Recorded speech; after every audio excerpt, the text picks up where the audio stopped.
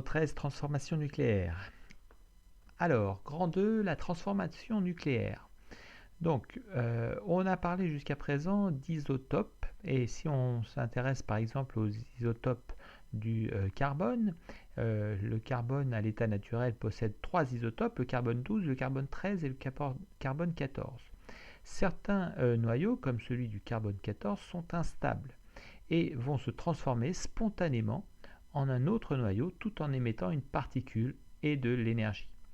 L'équation de désintégration donc, du carbone 14 eh bien, sera donc la suivante. C14,6 donne N14,7 plus E0-1. Alors, qu'est-ce qu'on remarque? D'abord, c'est l'équation d'une transformation nucléaire. Voilà. Alors, on peut observer, première chose, que les écritures conventionnelles des noyaux sont présentes, ainsi que celles des particules libres comme l'électron de symbole E0-1. Donc, par exemple, comme noyau, nous avons le noyau de carbone 14, nous avons le noyau d'azote 14, et nous avons donc l'écriture conventionnelle de la particule libre qui est l'électron. Voilà. On peut d'autre part observer que les éléments chimiques ne sont pas conservés. On n'a plus de carbone à gauche et à droite. On a du carbone à gauche, on n'a pas de carbone à droite. L'azote, c'est l'inverse. Il est à droite côté produit, mais il n'est pas côté réactif. Donc on n'a plus conservation des éléments chimiques. Et par contre, le nombre de nucléons, le nombre global de nucléons se conserve. Ainsi, si je regarde, j'ai 14 nucléons côté gauche, côté carbone, et à droite, j'ai 14 plus 0, ce qui me donne bien 14 nucléons à droite, côté produit.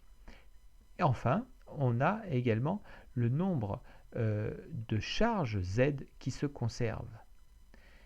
J'ai 6 charges à gauche et je vais avoir 7 moins 1, 6 charges à droite. Donc on a conservation du nombre de nucléons et du nombre de charges.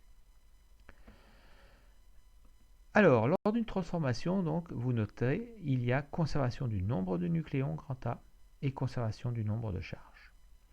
Enfin, et c'est souvent l'intérêt des transformations nucléaires, il y a également libération d'une grande quantité d'énergie, que ce soit lors d'une réaction de fusion ou lors d'une réaction de fission d'un noyau.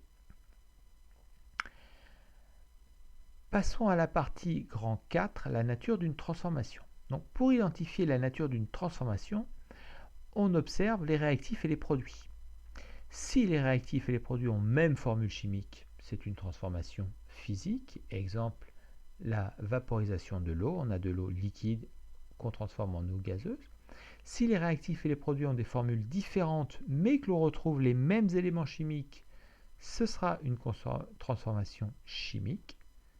Exemple, carbone solide plus l'O2 gazeux donne du CO2. On retrouve le carbone et l'oxygène à gauche comme à droite et en même nombre.